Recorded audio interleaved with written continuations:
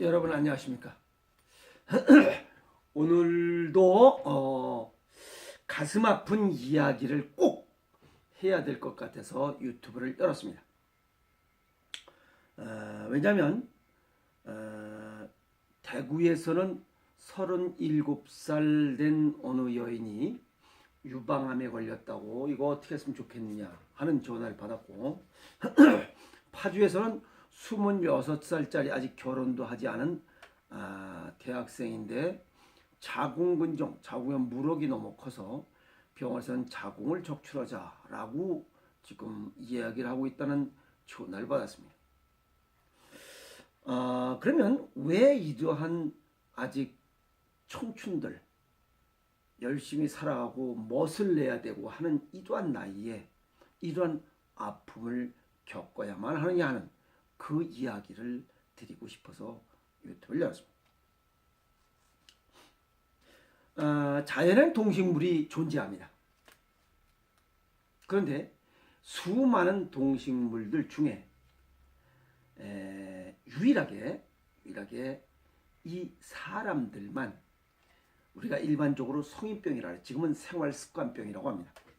암, 고혈압, 당뇨, 고지혈, 비만, 치매, 관절염, 류마티스 이런 다양한 질환에 이렇게 노출돼서 아픔을 겪고 살아갑니다. 그러면 왜 사람들만 이렇게 아픔을 겪고 살아가야 되느냐 하는 겁니다. 만물의 영장이라고 자랑을 하면서 제가 볼 때는 만물의 영장이 아니라 제일 어리석고 즉 지혜롭지 못한 동물이 사람입니다.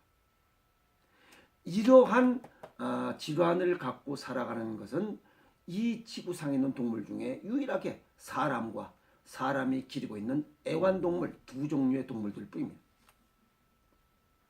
자연의 동물들은 암, 고혈압, 당뇨, 고지혈 이런 병에 걸려서 아픔을 겪고 살아가지 않습니다. 그래서 건강한 삶을 살아가고자 한다면 자연과 함께 하라.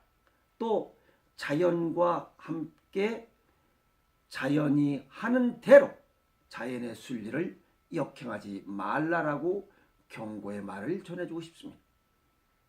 그리고 건강하게 살아가려면 자연으로 돌아가라 라고 하는 얘기입니다. 자연의 순리는 봄, 여름, 삼복더위, 가을, 겨울 이렇게 서서히 그 변하는데 요란하지도 않고 그냥 있는 듯 없는 듯 이렇게 진행됩니다. 사람의 몸도 자연의 변화에 따라서 이렇게 서서히 변화하고 변화에 적응하고 자연의 순리에 따라야 됩니다. 이렇게 순리에 따르다 보면 병 없이 자기 수명을 다합니다. 그러나 자연의 순리에 따르지 않고 역행하는 사람일수록 자기 수명을 다하지 못하고 빠른 시간 내에 어쩌면 이른 시간 내에 아픔을 겪고 결국 수명을 다하지 못한 채로 생명의 촛불을 꺼야 하는 이러한 아픔을 겪게 되는 것입니다. 우선 쉽게 얘기해서 먹는 것으로 보면 봄, 여름, 가을, 겨울에 나는 먹을거리가 다 다릅니다. 그 먹을거리들이 봄, 여름, 가을, 겨울에 나는 먹을거리들이 성분들이 다 다릅니다. 영양 성분들이 다 달라요. 그 봄에 나는 영양 성분은 봄 계절의 봄 계절을 건강하게 지낼 수 있도록 하는 영양 성분들이 집중되어 있고 또 가을에 이렇게 생산되는 먹을거리들은 가을을 이겨낼 수 있는 먹을거리들이 집중되어 있습니다. 그런데 이런 먹을거리들을 우리는 지금 어디서 갖고 와요? 우리가 수입해 옵니다. 수입해 오는 먹을거리들은 우리나라 따지면 전부 다 여름에 해당되는 그런 먹을거리들이에요. 열대 과일, 열대 채소들입니다. 또 우리나라에서도 이러한 생산되는 먹을거리들을 보면 전부 다 비닐하우스에서 연중 생산하기 위해서 이렇게 빛과 열을 주어서 키우고 있어서요. 그럼 결국 우리나라에서 지금 먹는 이러한 음식들도 여름에 해당되는 이러한 먹을거리들이라는 겁니다. 그러면 봄과 가을, 겨울에 먹어야 할 먹을거리들이 여름에 먹을거리들로만 가득 채워져 있으니 먹을거리들로 인한 영양의 불균형으로 인해서 결국 병이 들게 돼 있습니다. 똑똑한 게 아니죠. 그래서 노지에서 생활하시는 분들, 나는 자연이다라고 하는 그런 프로에 있는 분들은 이러한 인위적인 음식을 먹을 수가 없죠. 왜? 자연은 봄, 여름, 가을, 겨울에 따라 먹을거리들을 주고 나머지는 소멸시키기 때문에 그래요. 그래서 나는 자연이다라고 하는 프로를 보면 암으로 인해서 남은 수명이 2달밖에 안 남았으니 집에 가 쉬시오라고 해서 그분들이 산속에 들어가서 이제 산야차, 산야채소 뭐 이런 것들을 약초, 채소 길러 먹고 하다 보면 자연의 순리를 저절로 따를 수밖에 없어요. 그러다 보면 자연과 가까워지고 자연의 순리에 따르다 보니 건강을 되찾고 이런 건강한 삶을 살아가고 있는 겁니다. 그래서 과일을 보면 또 봄에는 앵두, 살구, 버찌, 그 다음에 여름에는 뭐 수박이나 이런 참외들, 그 다음에 가을에는 사과, 배, 귤, 겨울에는 과일이 없죠. 겨울에는 수분이 적은 이런 도토리나 또 밤 같은 이러한 과실로 겨울을 지내도록 이렇게 영양 성분이 다 다르게 구성되어 있습니다. 그래서 계절에 맞는 먹을거리를 먹어야 영양의 불균형을 해소시킬 수 있다. 그 다음에 잠자는 겁니다. 생활습관. 잠자는 것도 해가 뜨면 일어나고 해가 지면 자야 됩니다. 그 이야기는 봄, 여름에는 활동을 많이 하기 때문에 잠자는 시간이 적습니다. 해가 일찍 뜨고 늦게 지죠. 그만큼 자연의 기온이 따뜻하기 때문에 항상 열을 줄 수 있는 여건이 되기 때문에 그래요. 그러나 가을과 겨울이 되면 해가 짧습니다. 그만큼 밤이 길어요. 밤이 긴 것은 등을 따뜻하게 해서 양기를 보충하라는 계절입니다. 그런데 지금 현대인들 생활 보면 어떻습니까? 그냥 이 불 때문에 밤 12시까지 그냥 불 켜놓고 또 이 스마트폰 뭐 컴퓨터 하고 이러다 보니까 자연에 해진 지가 벌써 언젠데 밤 2시까지 하고 그게 무슨 또 자랑이라고 나는 하루에 4시간만 자는 것이 뭐 습관화됐다고 4시간만 자도 된다고 천만의 말씀이에요. 그런 사람이 일찍 죽습니다. 가장 장수하는 분들은 자연과 함께하는 거예요. 자연을 거스르지 않는 거예요. 자연의 순리에 역행하지 않는 사람들이 그런 사람들이 가장 오래 삽니다. 문화 혜택을 적게 받을수록 삶은 건강해집니다.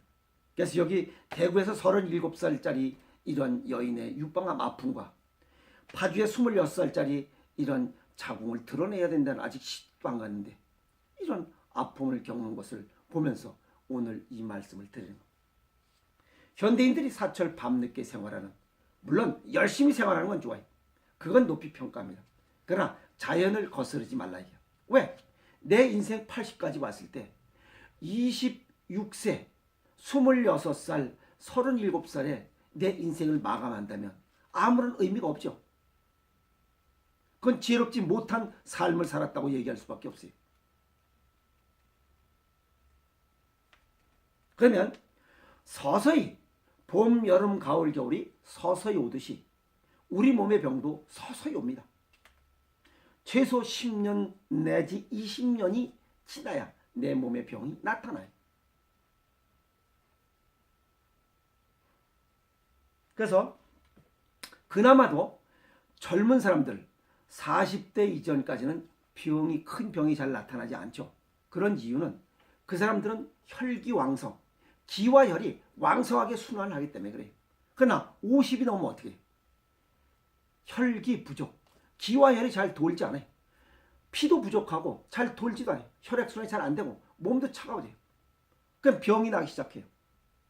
그럼 그때 봄, 여름, 가을, 겨울을 순리를 역행해서 10년에서 20년 동안 이렇게 진행되어 온 병을 단기간에 병원에서 치료하고 약으로 뭘 고치려 하다 보니 부작용이 나타나서 더 빨리 생을 마감하는 결과를 초래하는 겁니다. 그게 무슨 만물의 영장이에요. 가장 어리석은 동물이죠.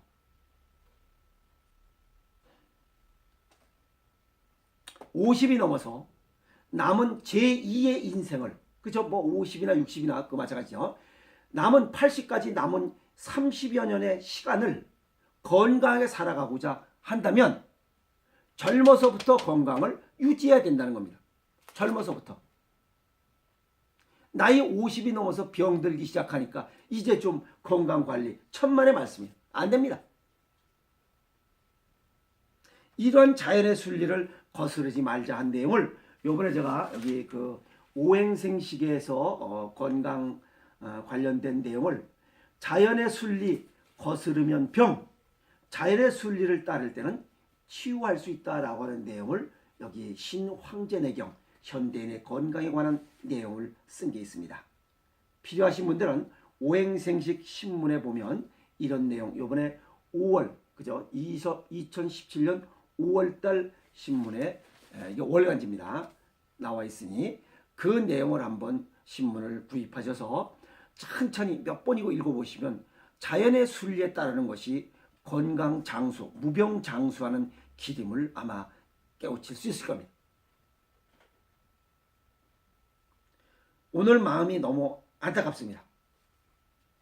대구에서 37살짜리 여인의 유방암, 파주의 26살짜리 자궁 내막에 관한 이런 자궁의 무록 때문에 자궁을 적출해야 한다는 의사의 소견을 저한테 전할 때 저는 마음이 너무 아픕니다.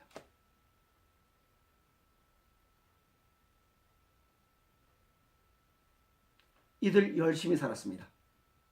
그러나 봄, 여름, 가을, 겨울 자연이 주는 순리를 다른 사람보다 많이 따르지 않았거나 역행했다는 결과입니다.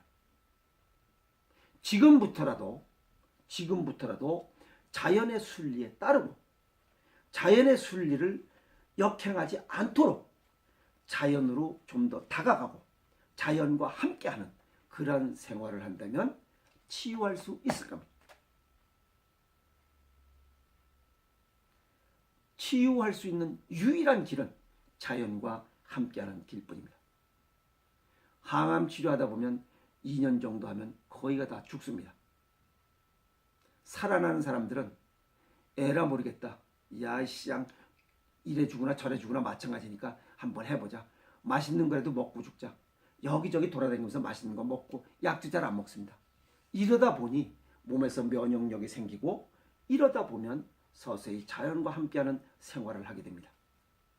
그래서 생존하는 겁니다. 그래서 항암 치료라고 하는 것은 독일 사람들이 유태인을 죽이기 위해서 독가스 실험을 한 거죠. 그게 이페리트입니다. 그 이페리트 원액, 독가스의 원액, 그게 항암제입니다. 그래서 일본의 그 저명한 아주 유명한 자연치유 연구를 하시는 분이죠. 후나세 슌스케라고 하는 이러한 그 분이 쓴 항암제로 살해당하다는 책을 보면 항암제로는 결코 사람의 생명을 살릴 수가 없습니다. 항암제를 끊어야만 이 세상을 건강하게 살아갈 수 있다 하는 얘기를 강조하고 있습니다. 그래서 건강한 삶을 살고자 하시는 분들이 있으면 자연과 함께하고 자연의 순리를 거스르지 않도록 해야 됩니다. 그것이 가장 바람직한 일이고 내가 오래도록 건강하게 자연이 내게 준 수명을 다하는 올바른 길임을 말씀드리고자 합니다. 두 분 아픔을 앞으로 이런 것을 강조하면서 치유시키도록 저도 역시 노력하겠습니다. 감사합니다.